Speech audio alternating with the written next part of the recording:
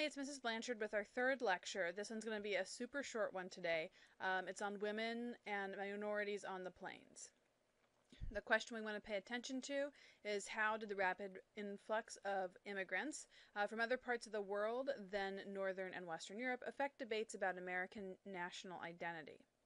Also, how and why did the sources of migration to the United States change dramatically during this period? And in what ways and to what extent was the West open for further settlement through connections to Eastern political, financial, and transportation systems?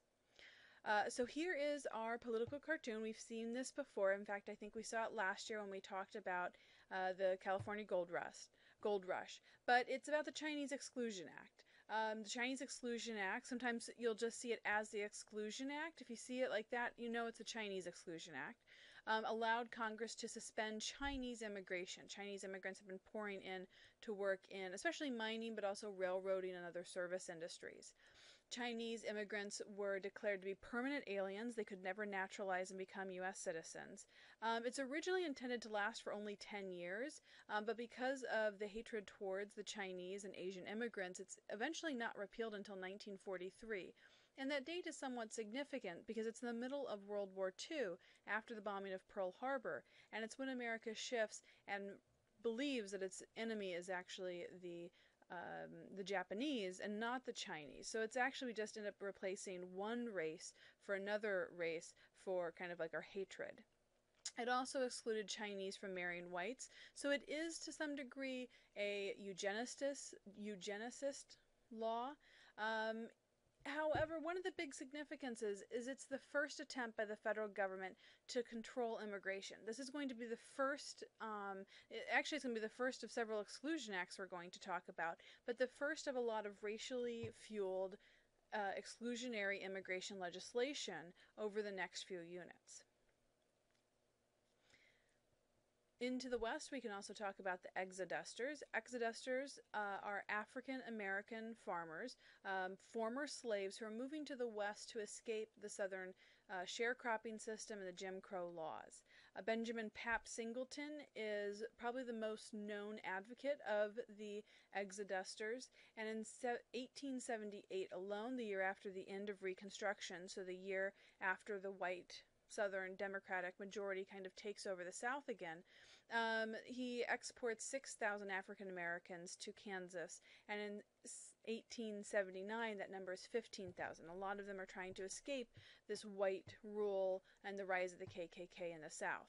I know the price we see on the placard over here on the right, or on the left, is only $5, but that's actually a lot of money for these slaves. These former slaves have absolutely no money at all, and because of the cropland system, they really can't build up any savings. So this is out of the reach for a lot of former African Americans.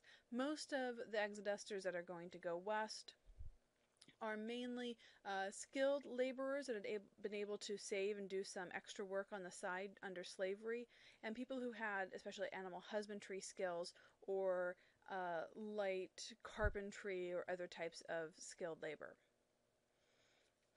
Exodusters and Buffalo Soldiers are both different groups that had escaped the former slavery of the South. Buffalo Soldiers are named because they're African Americans charged with keeping track of the Native Americans in the West.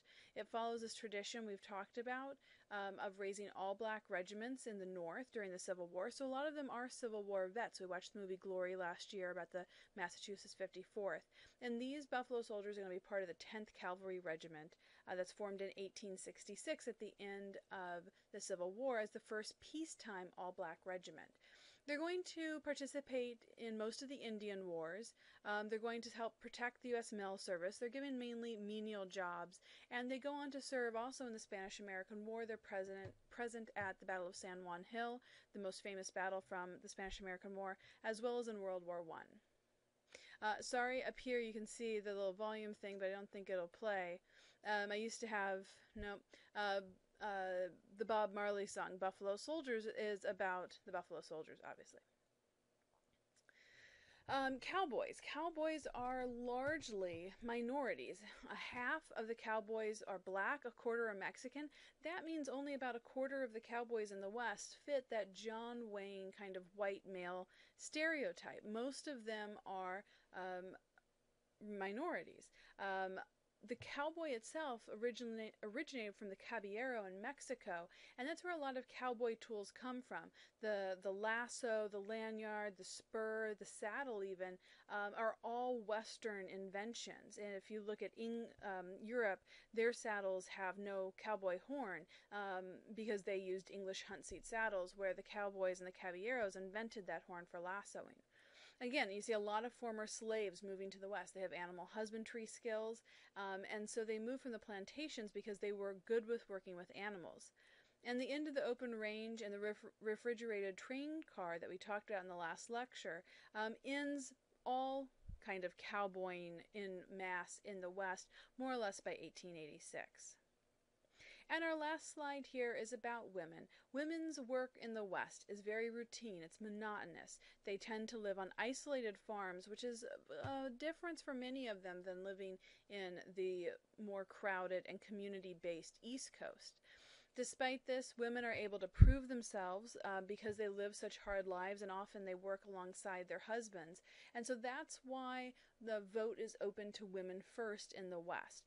Wyoming, Utah, Utah it's eventually taken away, but that has to do with the Mormons and the federal government actually forcing them to take the right to vote away from women in Utah. Few women actually work on the open range. They're limited to the farm, but they do both housework as well as heavy labor on the farms. And some 50,000 women worked as well as prostitutes in the West. I know this kind of keeps on popping up here, but it's a way for women in the West to kind of exert an economic independence as having jobs outside the home.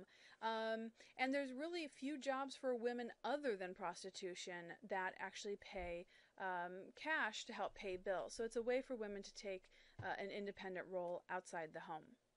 I told you it was fast. Tomorrow we'll pick up with America's Indian policy. So good night and good luck.